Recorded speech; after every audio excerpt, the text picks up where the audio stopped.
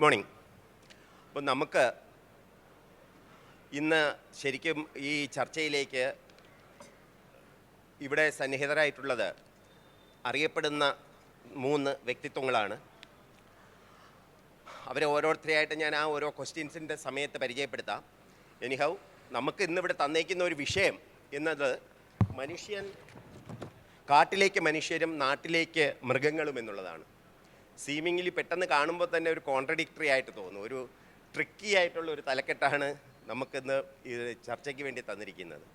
അപ്പോൾ കാട്ടിലേക്ക് മനുഷ്യർ എന്ന് പറയുമ്പോൾ ശരിക്കും മനുഷ്യൻ സെറ്റിൽഡ് അഗ്രികൾച്ചർ അല്ലെങ്കിൽ നിശ്ചിത ഇടങ്ങൾ കേന്ദ്രീകരിച്ച് കൃഷി വ്യവസ്ഥിതി ആരംഭിച്ച സമയം മുതൽ, അതായത് ഒരു 10,000 വർഷങ്ങൾക്ക് മുമ്പെങ്കിലും ആയിരിക്കും അത്തരത്തിൽ കൃഷി രീതികൾ അവലംബിച്ചു തുടങ്ങിയിട്ടുണ്ടാവുക.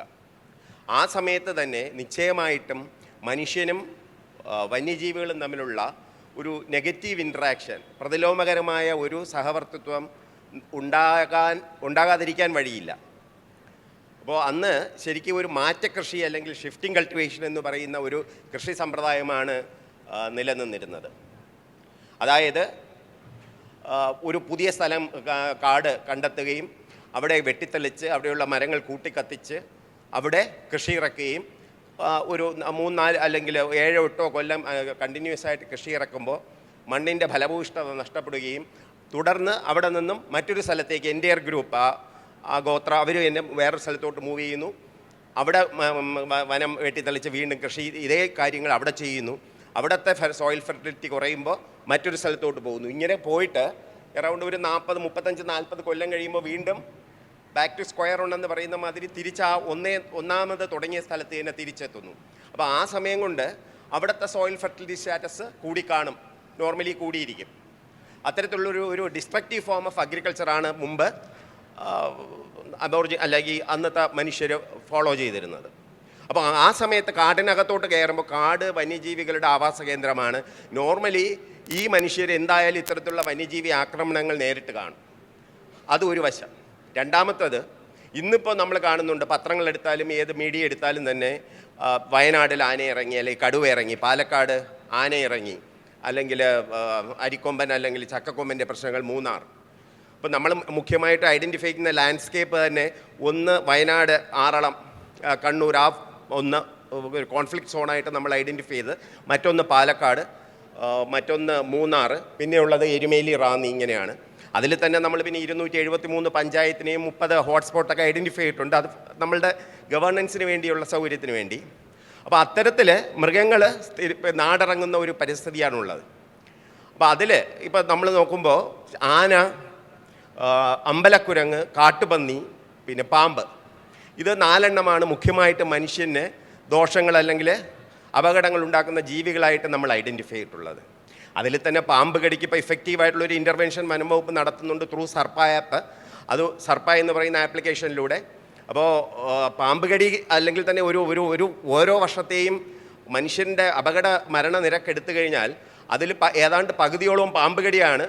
അതും പാമ്പ് ഔട്ട്സൈഡ് ഫോറസ്റ്റ് ആണ്, കാട്ടിന് പുറത്തുള്ള കടി മൂലമാണ് കൂടുതലായിട്ട് സംഭവിക്കുന്നത്. പിന്നെ വരുന്നത് ഇപ്പം തെങ്ങ്, വാഴ, കവുങ്ങ്, കാപ്പി, നെല്ല് എന്നിവയാണ് കൂടുതലായിട്ട് നശിപ്പിക്കപ്പെടുന്ന കൃഷിയിടങ്ങൾ.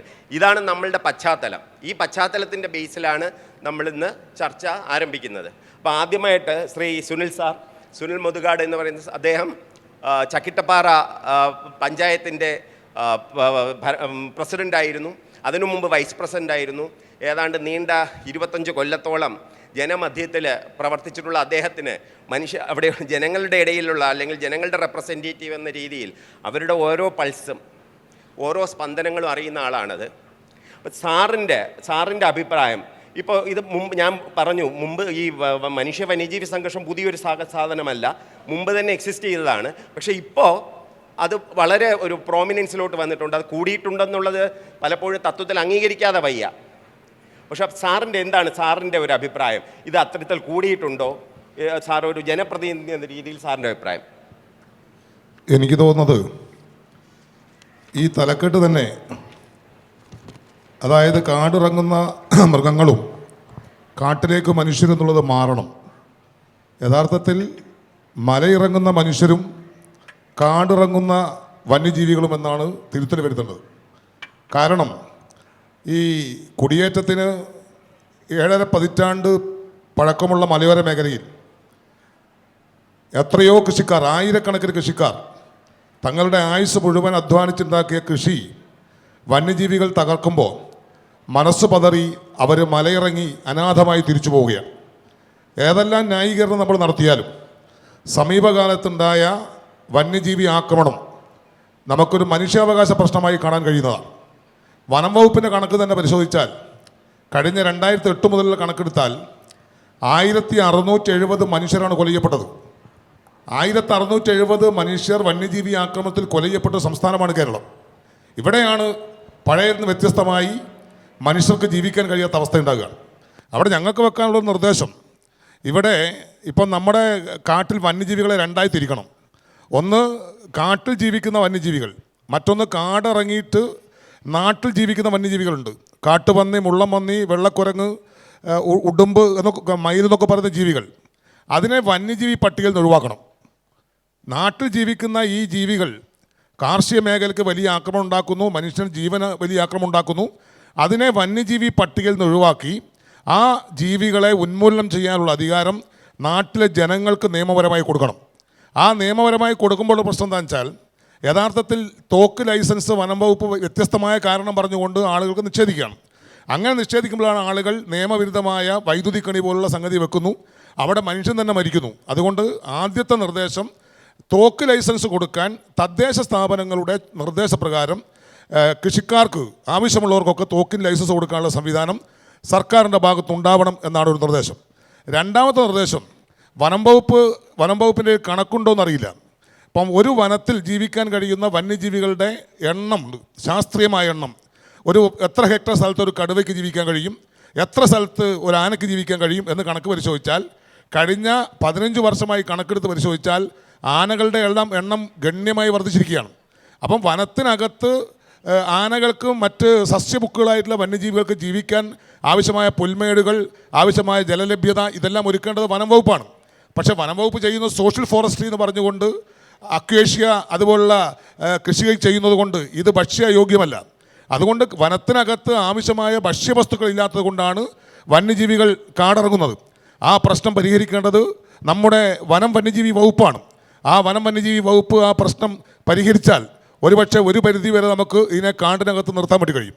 മറ്റൊരു കാര്യം എന്താണെന്ന് വെച്ചാൽ, ഇപ്പോഴും വനം വകുപ്പ് പറയുന്നത് പണ്ട് കാലത്തെ ഇതുണ്ടായിരുന്നു, പണ്ട് കാലത്തെ പോലെയല്ല. ഇപ്പം നമ്മൾ കണക്ക് പരിശോധിച്ചാൽ അറിയാം എത്ര ആയിരം ഹെക്ടർ സ്ഥലത്താണ് ഈ കഴിഞ്ഞ 2 വർഷമായി വന്യജീവി ആക്രമണം ഉണ്ടായത്. 10 ഏക്കർ കൃഷിഭൂമിയുള്ള ഒരാൾക്ക് ഒരു തേങ്ങ പോലും പറിക്കാൻ കഴിയാതെ വെള്ളക്കുരങ്ങിൻ്റെ ആക്രമണം, മലയെണ്ണാൻ്റെ ആക്രമണം ഉണ്ടായിക്കൊണ്ടിരിക്കുകയാണ്. അപ്പോൾ ഇതിന് ഒരു ശാസ്ത്രീയമായ പരിഹാരം ഉണ്ടായിട്ടില്ലെങ്കിൽ മനുഷ്യനൊരു കലാപതുല്യമായ കാര്യങ്ങളൊക്കെ ചിന്തിക്കും. ഇപ്പം വനം വകുപ്പിനെ ശത്രുപട്ടികയിലാണ് പലപ്പോഴും കൃഷിക്കാർ നിർത്തുന്നത്. അതിനെങ്ങനെ പരിഹരിക്കാൻ വേണ്ടി കഴിയും? അത് പരിഹരിക്കാനുള്ള ഒരു ശാസ്ത്രീയ നിർദ്ദേശം യഥാർത്ഥത്തിൽ വനം വകുപ്പിൻ്റെ ഭാഗത്തുനിന്ന് ഉണ്ടാവണം. ഇനി ഇതിനൊരു പരിഹാരമുണ്ടോ?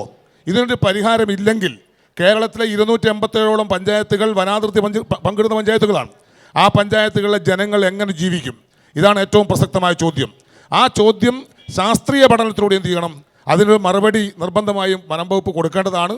ഇല്ലെങ്കിൽ ഈ വന്യജീവികളെ വനത്തിനകത്ത് തന്നെ നിർത്താൻ കഴിയുന്ന ഏതെങ്കിലും പദ്ധതി സർക്കാരിൻ്റെ കയ്യിലുണ്ടോ? ഉണ്ടെങ്കിൽ ആ പദ്ധതി എങ്ങനെ നടപ്പാക്കും എന്നതിനെക്കുറിച്ചാണ് പറയേണ്ടത്. എൻ്റെ ഒരു അനുഭവത്തിൽ, 25 കൊല്ലം ജനപ്രതിനിധിയായ അനുഭവത്തിൽ, ഞങ്ങളുടെ പഞ്ചായത്തിലെ 10 വാർഡുകൾ വനാതിർത്തിയിലാണ്. ആ 10 വാർഡുകളിലുള്ള ജനങ്ങൾ കടുത്ത അസംതൃപ്തരാണ്. അസംതൃപ്തി എന്ന് പറയുന്നത് കലാപതുല്യമായ സംതൃപ്തിയാണ്. തൻ്റെ ജീവിതത്തിൽ താൻ സമാഹരിച്ച മുഴുവൻ സമ്പാദ്യവും വന്യജീവികൾ തകർത്തുകൊണ്ടിരിക്കുമ്പോൾ ഒരു മനുഷ്യനുണ്ടാകുന്ന മാനസികാവസ്ഥ എന്തായിരിക്കുമെന്ന് ചിന്തിച്ചുകൊണ്ട് ഒരു മനുഷ്യാവകാശ പ്രശ്നമായി ഈ പ്രശ്നത്തെ കണ്ടുകൊണ്ട് ശാസ്ത്രീയമായ പരിഹാരം ഉണ്ടാക്കണം. ആ പരിഹാരം ഉണ്ടാക്കാൻ വേണ്ടിയാണ് കിഴക്കൻ മലയോര മേഖലയിലെ ക്രൈസ്തവ സഭകൾ, വ്യത്യസ്തമായിട്ടുള്ള നമ്മളെ കർഷക സംഘടനകൾ, നിയമസഭാ സാമാജികർ ഇവരൊക്കെ ഇടപെടുന്നുണ്ട്. അതിൻ്റെ ഒരു ശാസ്ത്രീയമായ പരിഹാരം എന്താണെന്ന് വനം വന്യജീവി വകുപ്പ് വിശദീകരിക്കുമെന്നാണ് ഞാൻ ഇതുമായി ബന്ധപ്പെട്ട് പ്രതീക്ഷിക്കുന്നത്. Okay, thank you sir. അടുത്തതായിട്ട് ശ്രീ ജോഷിൽ വനം വകുപ്പിലെ ഒരു DFO ആണ്. അതിലുപരി അദ്ദേഹം ഒരു എഴുത്തുകാരനാണ്. കാടിറക്കം, 6 പുഴ നദി എന്നിങ്ങനെ 2 നോവലുകൾ അദ്ദേഹത്തിൻ്റേതായുണ്ട്. തന്നെയുമല്ല, ഹ്യൂമൻ വൈൽഡ് ലൈഫ് കോൺഫ്ലിക്റ്റിനെ പറ്റിയും ഇപ്പോഴുള്ള റീസെൻ്റ് ആയിട്ടുള്ള ഡെവലപ്മെൻറ്റ്സിനെ പറ്റിയൊക്കെ തന്നെ അദ്ദേഹം മാതൃഭൂമി പത്രത്തിലും മാതൃഭൂമി ആഴ്ചപ്പതിപ്പിലും കഴിഞ്ഞതിൻ്റെ തൊട്ടുമ്പത്തെ ആഴ്ചത്തെ മാതൃഭൂമി ആഴ്ചപ്പതിൻ്റെ കവർ സ്റ്റോറി തന്നെ ശ്രീ ജോഷിലിൻ്റെ ലേഖനമായിരുന്നു. അപ്പോൾ അതിനെ തീർത്തും അതിലുപരി ഞാൻ പറയുന്നത് ശരിക്കും വയനാട് കണക്കുള്ള ഒരു കോൺഫ്ലിക്റ്റ് സോണിൽ നിന്നാണ് അദ്ദേഹം വരുന്നത്. അതുകൊണ്ട് തന്നെ ഈ സുനിൽ സാറിനോടൊപ്പം തന്നെ ജനങ്ങൾ നേരിടുന്ന പ്രശ്നങ്ങളെപ്പറ്റി അദ്ദേഹത്തിനും കൂടുതൽ അറിയാമായിരിക്കാം. നമ്മൾ ഇപ്പോൾ ജോഷിൽ ഞാൻ ചോദിക്കാൻ ഉദ്ദേശിക്കുന്നത്, ഈ വനം വകുപ്പ് പലപ്പോഴും പല കോൺഫ്ലിക്റ്റ് ഇഷ്യൂസിലും പെടുമ്പോൾ വനം വകുപ്പിൽ അല്ലെങ്കിൽ വനംവകുപ്പ് ഉദ്യോഗസ്ഥന്മാർക്ക് പലപ്പോഴും പല സ്വാതന്ത്ര്യം പല കാര്യങ്ങളിലും ലിമിറ്റഡ് ഫ്രീഡമേ ഉള്ളൂ. പ്രത്യേകിച്ച് വളരെ കാർക്കശ്യ സ്വഭാവമുള്ള പല കേന്ദ്ര നിയമങ്ങളും നമുക്ക് നിലവിലുണ്ട്. നമ്മളത് പാലിച്ചേ പറ്റുള്ളൂ. അതിൽ വേറൊരു കാര്യമുണ്ട്, 1980 കൺസർവേഷൻ ആക്റ്റോ അല്ലെങ്കിൽ 1972 കേന്ദ്ര വന്യജീവി വൈൽഡ് ലൈഫ് പ്രൊട്ടക്ഷൻ ആക്റ്റോ ഒക്കെ ഇല്ലായിരുന്നുവെങ്കിൽ കാട് ശേഷിക്കുമായിരുന്നോ എന്നുള്ളൊരു ചോദ്യമുണ്ട്. അത് നമുക്കിപ്പം അതിലോട്ട് വരുന്നില്ല. പക്ഷേ ഇത്തരത്തിലുള്ള നിയമങ്ങൾ ഒരു വശത്തുണ്ട്. പിന്നെ നമ്മളുടെ വനം വകുപ്പാണെങ്കിലും സർക്കാരാണെങ്കിലും ഈ വരുന്നു എന്ന് പറയുന്ന, അല്ലെങ്കിൽ ഞാൻ പറയുന്നു വർദ്ധിച്ചു വന്നിട്ടുള്ള മനുഷ്യ വന്യജീവി സംഘർഷം ലഘൂകരിക്കുന്നതിനായിട്ട് പല പദ്ധതികളും ആവിഷ്കരിച്ച് നടപ്പിലാക്കിയിട്ടുണ്ട്. ഇപ്പോൾ കാട്ടുപന്നികളെ വെടിവെച്ച് കൊല്ലാനുള്ള അധികാരം ലോക്കൽ സെൽഫ് ഗവൺമെൻറ് ഓർഗനൈസേഷന് നൽകിയത്, അല്ലെങ്കിൽ കാട്ടുപന്നികളെ വെർമിനാക്കി മാറ്റാനുള്ള റെക്കമെൻഡേഷൻസ് നമ്മൾ കേന്ദ്ര ഗവൺമെൻറ്റിന് കൊടുത്തിട്ടുണ്ട്. അതുമാതിരി തന്നെ ബോണറ്റ് മെക്കാക്ക്, അല്ലെങ്കിൽ സാർ പറഞ്ഞ വെള്ളക്കുരങ്ങ് എന്നൊരു വലിയ ഭീഷണിയാണ്. അപ്പോൾ അതിനെ അതീവ സംരക്ഷണ പ്രാധാന്യം അർഹിക്കുന്ന ഷെഡ്യൂൾ 1 നിന്ന് 2 മാറ്റാനുള്ള പ്രൊപ്പോസൽസ് നമ്മൾ കൊടുത്തിട്ടുണ്ട്. Wildlife protection act amend ചെയ്യണമെന്നുള്ളത് നിയമസഭ ഐകകണ്ഠേന പാസ്സാക്കിയിട്ടുണ്ട്. അപ്പോൾ ഈ ഒരു ഈ ബാക്ക്ഗ്രൗണ്ടിൽ ഈ വനനിയമങ്ങൾ ഇപ്പം നമ്മളുടെ ഈ പ്രവർത്തനത്തിന് എവിടെയെങ്കിലും കൂച്ചുവിലൊന്നും ഇടുന്നുണ്ടോ? താങ്കളുടെ ടേക്ക് എന്താണ് താങ്കളുടെ അഭിപ്രായം?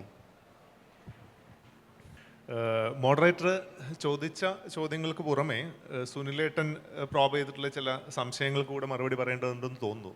ചിലതൊക്കെ അരുൺ സാറ് പറയുമായിരിക്കും.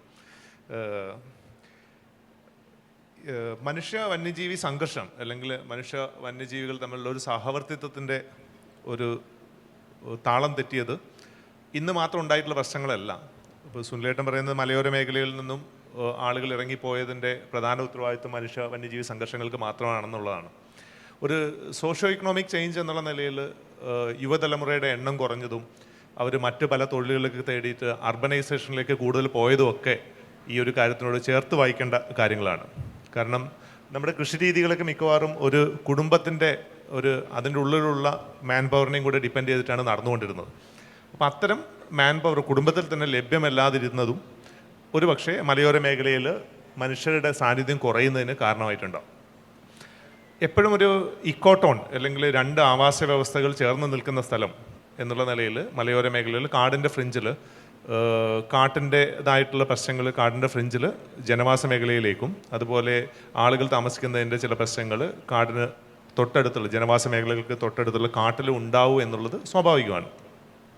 പക്ഷെ അവിടെ ഇന്ന് തന്നെ നമ്മളിപ്പോൾ ഇന്നത്തെ ദിവസം പ്രൊഫസർ മാധവ് ഗാഡ്ഗിൽ മരിച്ച വാർത്ത കേട്ടുകൊണ്ടാണ് ഇന്നലെ നമ്മൾ ഉറങ്ങിയത്. ഇന്ന് പത്രത്തിലും അത് തന്നെയാണുള്ളത്.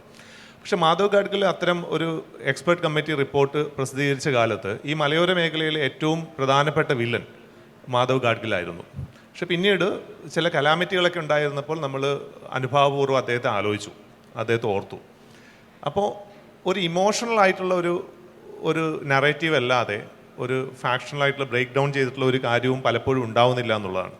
പിന്നെ നമ്മളിപ്പോൾ മോഡറേറ്റർ സംസാരിച്ചതുപോലെ ആൻറ്റി സാർ സംസാരിച്ചതുപോലെ നമ്മളിപ്പോഴും നിയമത്തെക്കുറിച്ച് പറയുമ്പോൾ 1972 വന്യജീവി സംരക്ഷണ നിയമമെന്നും 1980 വനസംരക്ഷണ നിയമം എന്നൊക്കെ തന്നെയാണ് പറയുന്നത്.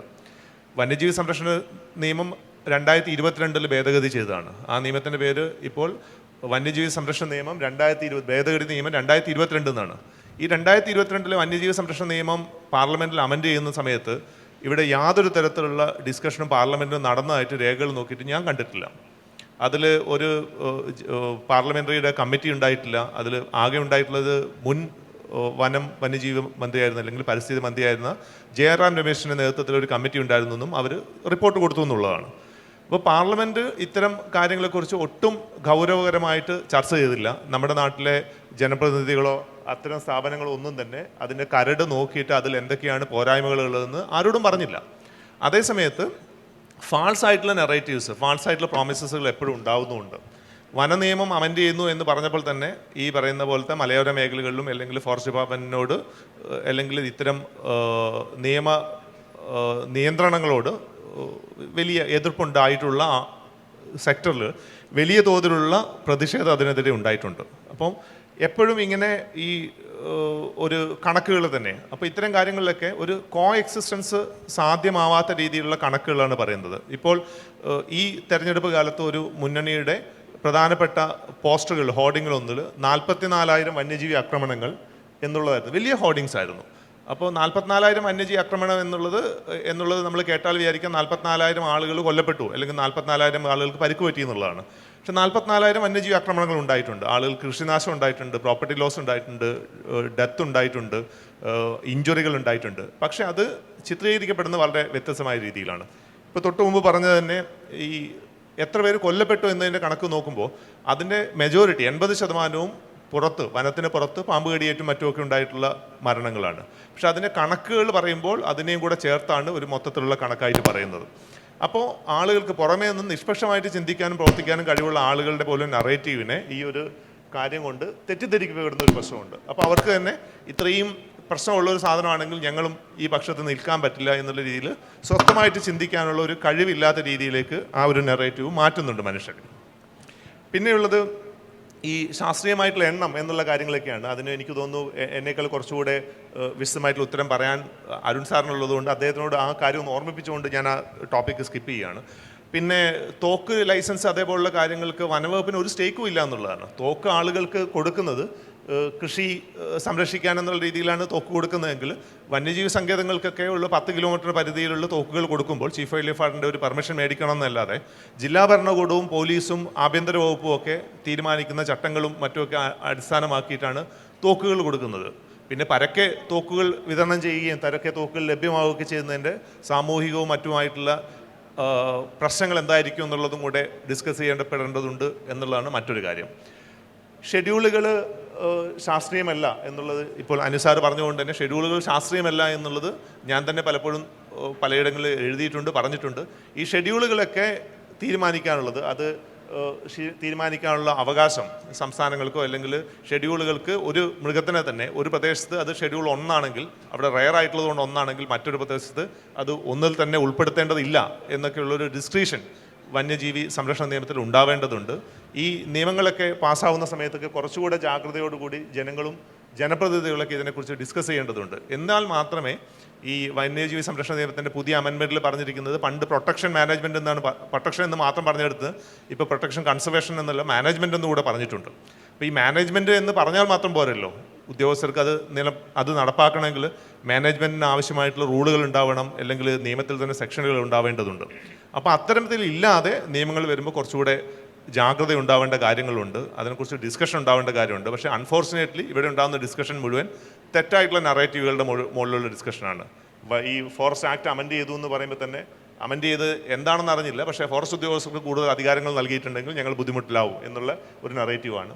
പക്ഷേ ഫോറസ്റ്റ് ഉദ്യോഗസ്ഥർ ഇപ്പോൾ മാറിയിട്ടുള്ള ഒരു സാഹചര്യത്തിൽ നമുക്കറിയാം മലയോര മേഖലയിലോ അല്ലെങ്കിൽ അങ്ങനെ ഇല്ലാത്ത മേഖലകളിലേക്ക് വനവുമായിട്ട് ബന്ധപ്പെട്ട പ്രദേശങ്ങളിലെ ഈ സാധാരണ ആളുകളുടെ ദൈനംദിന പ്രശ്നങ്ങളുമായിട്ട് ഏറ്റവും ഫലപ്രദമായിട്ട് ഇടപെടുന്ന സഹപ്രവർത്തകരാണ് എനിക്കുള്ളത്. പക്ഷേ പലപ്പോഴും അവർക്ക് കൂടുതൽ ഇടപെടാൻ പറ്റാത്തത് എന്തുകൊണ്ടാണെന്ന് വെച്ചിട്ടുണ്ടെങ്കിൽ നിയമത്തിൽ അതിന് വേണ്ട പ്രൊവിഷൻ ഇല്ലാത്തതുകൊണ്ടൊക്കെയാണ്. അപ്പോൾ ഇവിടെ ഒരു ഫോറസ്റ്റർ ഫാർമർ കോൺഫ്ലിക്റ്റ് എന്നുള്ള നിലയിലേക്ക് ഒരു നറേറ്റീവ് സൃഷ്ടിക്കാൻ വേണ്ടിയിട്ട് മലയോര മേഖലയിൽ നേരത്തെ സുനിലേട്ടൻ പറഞ്ഞിട്ടുള്ള ശക്തികൾക്ക് കഴിഞ്ഞു എന്നുള്ളത് വളരെ സങ്കടകരമായിട്ടുള്ളൊരു അവസ്ഥയാണ്. അതിനെ തിരുത്താനും ഒരു ഹാർമണി ഉണ്ടാക്കാനുള്ള തീവ്ര ശ്രമം കഴിഞ്ഞ കുറേ മാസങ്ങളായിട്ട് നമ്മൾ നടത്തുന്നുണ്ട്. താമസിയാതെ അതിന് ഫലം കാണുമെന്നുള്ള പ്രതീക്ഷയിൽ ഞാൻ എൻ്റെ ഈ റിമാർക്സ് അവസാനിപ്പിക്കുന്നു. Thank you. അടുത്തതായിട്ട് നമ്മളോട് സംസാരിക്കുന്നത് ശ്രീ അരുൺ സക്രിയയാണ്. ഡോക്ടർ അരുൺ സക്രിയയ്ക്ക് പ്രത്യേകിച്ചൊരു ഇൻട്രഡക്ഷൻ്റെ ആവശ്യമില്ല എന്ന് എനിക്കറിയാം. കാരണം കേരളത്തിൽ ഇന്ന് ഓരോ കുടുംബങ്ങളിലും ചർച്ച ചെയ്യപ്പെടുന്ന അല്ലെങ്കിൽ പൊതു സമൂഹത്തിൽ ചർച്ച ചെയ്യപ്പെടുന്ന ഒരു പേരാണ് അരുൺ സക്രിയയുടേത്. ഇന്നിപ്പോൾ വർദ്ധിച്ചു വരുന്ന വന്യജീവി സംഘർഷത്തിൽ പലപ്പോഴും വളരെ ഇഫക്റ്റീവായിട്ടുള്ള ഇൻ്റർവെൻഷൻസാണ് ഡോക്ടറുടെയും അദ്ദേഹത്തിൻ്റെ മാത്രമല്ല ബാക്കി വെറ്റിനറിയൻസിൻ്റെയും ഭാഗത്തു നിന്നുണ്ടാകുന്നത്. പലപ്പോഴും സർക്കാരിൻ്റെയും വനംവകുപ്പിൻ്റെയും പ്രതിച്ഛായ കാത്തു സൂക്ഷിക്കേണ്ട ഒരു റെസ്പോൺസിബിലിറ്റി കൂടി അദ്ദേഹത്തിൽ നിക്ഷിപ്തമാകണ്. അത് അദ്ദേഹത്തിന് അതിനനുസരിച്ച് തന്നെ പ്രവർത്തിക്കുകയും ചെയ്യുന്നുണ്ട്. ഡോക്ടർ സ്വാഗതം. അപ്പോൾ ഞാൻ പറഞ്ഞ മാതിരി താങ്കൾ മുൻപില്ലാത്ത വിധം വർദ്ധിച്ചു വരുന്നു എന്ന് നമ്മൾ അക്സെപ്റ്റ് ചെയ്തേ പറ്റുള്ളൂ ഇപ്പോഴത്തെ സാഹചര്യത്തിൽ. അത്തരത്തിലുള്ള ഒരു ഹ്യൂമൻ വൈൽഡ് ലൈഫ് കോൺഫ്ലിക്റ്റ് സിറ്റുവേഷനാണ് ഇപ്പോൾ നിലനിൽക്കുന്നത്. അപ്പോൾ ഞാൻ ചോദിക്കുന്നത്, ഇപ്പോൾ താങ്കൾ പ്രത്യേകിച്ച് വയനാട് സോൺസിലാണെങ്കിലും മുമ്പ് വയനാടിൻ്റെ മാത്രം ചാർജായിരുന്നു, ഇപ്പോൾ കേരളത്തിലെ ചീഫ് വെറ്ററിനറി ഓഫീസറാണ്. അപ്പോൾ താങ്കളുടെ ടേക്ക് എന്താണ്? Whether there is A population explosion, ഈ ആനിമൽസിൻ്റെ ഇടയിൽ പോപ്പുലേഷൻ കൂടിയിട്ടുണ്ടോ? എന്താണ് ഇന്നിപ്പോൾ നമ്മളുടെ ഉണ്ടായിരിക്കുന്ന ഈ ഒരു ഹ്യൂമൻ വൈൽഡ് ലൈഫ് കോൺഫ്ലിക്റ്റിൽ സ്പർട്ട് അല്ലെങ്കിൽ ഒരു ഓഗ്മെൻറ്റഡ് സ്കെയിലിൽ സംഭവിക്കുന്നതിൻ്റെ ഡ്രൈവിംഗ് ഫാക്ടേഴ്സ്, ഡ്രൈവേഴ്സ് എന്തൊക്കെയാണ്? താങ്കളുടെ അഭിപ്രായം ഒന്ന് പങ്കുവയ്ക്കണം. നമസ്കാരം. സാർ ചോദിച്ചത് കുറച്ച് കോംപ്ലിക്കേറ്റഡ് ആണ്. സോ നമ്മളിതിനെ കാണുന്ന ഒരു ആറ്റിറ്റ്യൂഡിൻ്റെ ഒരു ചേഞ്ച് ഉണ്ടെന്ന് എനിക്ക് തോന്നുന്നു. ആക്ച്വലി നമുക്കെന്തിനാ വനം എന്ന് ചോദിച്ചു കഴിഞ്ഞാൽ നമ്മളെല്ലാം എക്കോസിസ്റ്റം സർവീസസ് എടുക്കുന്ന ആൾക്കാരാണ്. നമ്മൾ കുടിക്കുന്ന വെള്ളം, നമ്മൾ ഉപയോഗിക്കുന്ന ഇലക്ട്രിസിറ്റി എല്ലാം വരുന്നത് കാട്ടിൽ നിന്നാണ്. ഓക്കെ, ഇതൊരു എക്കോസിസ്റ്റം സർവീസിന് നമ്മൾ ചെയ്യുമ്പം അതിൻ്റെ വരുന്ന കോൺഫ്ലിക്റ്റിൻ്റെ ഇത് വരുന്നത് ഈ സൈഡിൽ നിൽക്കുന്ന സുനിൽ സാറിനെ പോലുള്ള ആൾക്കാർക്കാണ് ഇത് ഫീൽ ചെയ്യുന്നത്. അപ്പോൾ ഇതൊരു കോൺട്രഡിക്ഷനാണ്. ഓക്കെ, ആരാണ് ഇതിൻ്റെ takers? Who is really responsible for this? നമ്മളെല്ലാവരും നഗരത്തിൽ ജീവിക്കുന്ന എന്നെ പോലുള്ള ആൾക്കാരും നിങ്ങളെപ്പോലുള്ള ആൾക്കാരും ഒക്കെ ഇതിന് ഉത്തരവാദികളാണ്. ഓക്കെ, നമ്മൾ എക്കോസിസ്റ്റം സർവീസ് എടുക്കുന്നുണ്ട്, അതേ സമയത്ത് ഇതിൻ്റെ റെസ്പോൺസിബിലിറ്റി കംപ്ലീറ്റ് ഇവർ വരികയും ചെയ്യുന്നുണ്ട്. ഇതൊരു കോൺട്രഡിക്ഷനാണ്, റൈറ്റ്?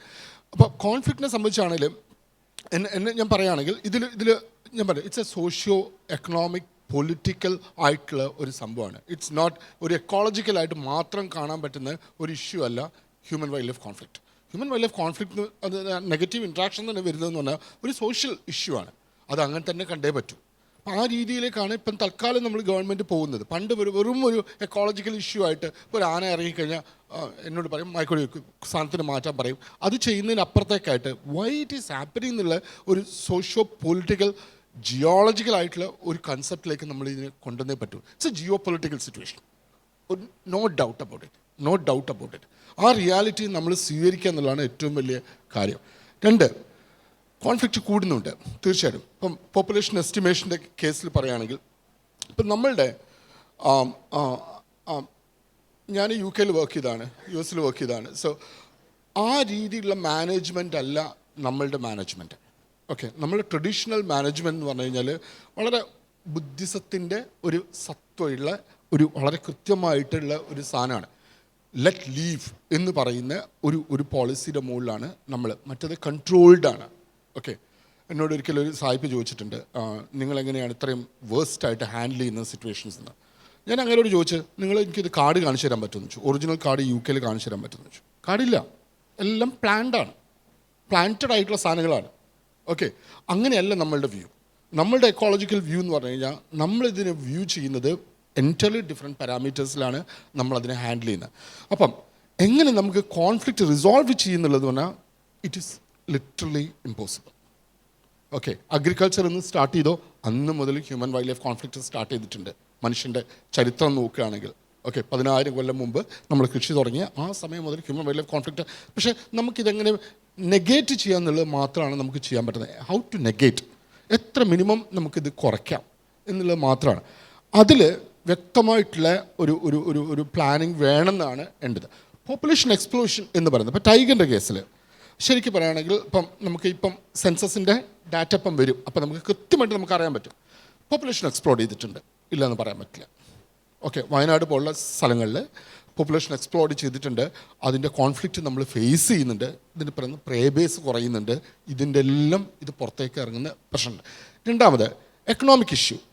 മിക്ക എസ്റ്റേറ്റും വയനാട്ടിലൊക്കെയാണ് മിക്ക എസ്റ്റേറ്റും അഗ്രികൾച്ചർ ഇതല്ല, ഏതാ പ്രോഫിറ്റബിൾ അല്ല, അബാൻഡൻഡ് ആണ്. ഇവിടേക്ക് ആനിമൽസ് കയറുക ചെയ്യുന്നത്. ഓക്കെ, വയനാട്ടിലെ ഏറ്റവും വലിയ എസ്റ്റേറ്റ് പാമ്പ്ര എസ്റ്റേറ്റ് എന്നൊക്കെ പറഞ്ഞു കഴിഞ്ഞാൽ കംപ്ലീറ്റ് ടൈഗേഴ്സ് ഇപ്പോൾ അവിടേക്കാണ് മൂവ് ചെയ്യുന്നത്. കാരണം എന്ന് പറഞ്ഞാൽ ഒന്നും ചെയ്യുന്നില്ല, കൃഷി ചെയ്യുന്നില്ല. ഓക്കെ, അടിക്കാട് മാത്രം വെട്ടിയാൽ മതി. ഇപ്പോഴത്തെ ആൾക്കാർ പറയുന്നതെന്ന് പറഞ്ഞാൽ കടുവ കോൺഫ്ലിക്റ്റ് ഇങ്ങനെ മിറ്റിഗേറ്റ് ചെയ്യേണ്ട അടിക്കാട് വെട്ടാനാണ് പറയുന്നത്. അപ്പോൾ ആൾക്കാർക്ക് ആ സെൻസിലേക്ക് വന്നു, right? It's a huge problem. ഇതിനെ നമ്മളെങ്ങനെ നെഗേറ്റ് ചെയ്യുന്നുള്ളത്, പോപ്പുലേഷൻ എക്സ്പ്ലോഷൻ നമുക്ക് എങ്ങനെ കൺട്രോൾ ചെയ്യണം എന്നുള്ളത്. ഇപ്പം നമുക്ക് വരുന്ന കോൺഫ്ലിക്റ്റ് ആനിമൽസിൻ്റെ കേസ് വരാണ്, ടൈഗേഴ്സിൻ്റെ വരുന്നതെന്ന് പറഞ്ഞാൽ എല്ലാം ഇൻഫൈറ്റാണ്. ഇൻഫൈറ്റ് ആനിമൽസാണ്. 14-15 വയസ്സേ ഒരു ടൈഗറിൻ്റെ ഏജ് ഉണ്ടാവുള്ളൂ. അപ്പോഴത്തേക്ക് അടി ഉണ്ടാവും, ഇഞ്ചുറി പറ്റും, സാധനം പുറത്തേക്ക് വരും. ഓക്കെ, ഈ വർഷം തന്നെ ഞങ്ങൾ ഈ വർഷമല്ല, കഴിഞ്ഞ വർഷം പിടിച്ച തന്നെ 18ഓളം ടൈഗേഴ്സിനെ ഞങ്ങൾ പിടിക്കേണ്ടി വന്നു.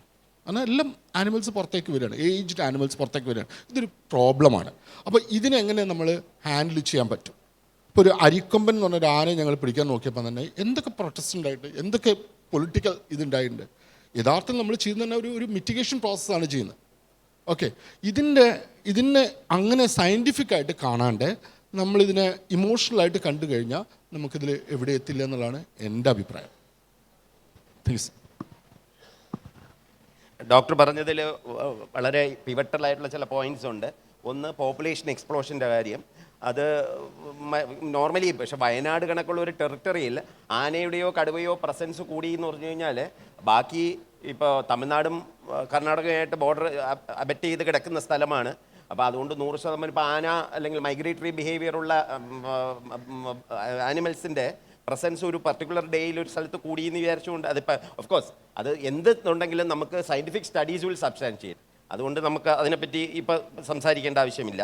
പിന്നെ അബാൻഡൻഡ് എസ്റ്റേറ്റ്സ് എന്ന് പറഞ്ഞു, അതിൽ ഡോക്ടർ അത് വലിയ ഫാമേഴ്സിൻ്റെ അല്ലെങ്കിൽ പ്ലാന്റേഷൻസ് കണക്ക് ഉള്ള സാധനങ്ങളായിരിക്കാം ഒരു പക്ഷേ ലേബർ ഇഷ്യൂസ് കാരണം അബാൻഡൻ ചെയ്തിട്ടുള്ളത്. ചെറിയ കർഷകർ ഒന്നും അബാൻഡൻ ചെയ്തിട്ടില്ല എന്നാണ് ഒരു കഴിഞ്ഞ പ്രാവശ്യം ഒരു മീറ്റിങ്ങിന് പോകുമ്പോഴും ആൾക്കാർ പറഞ്ഞത്.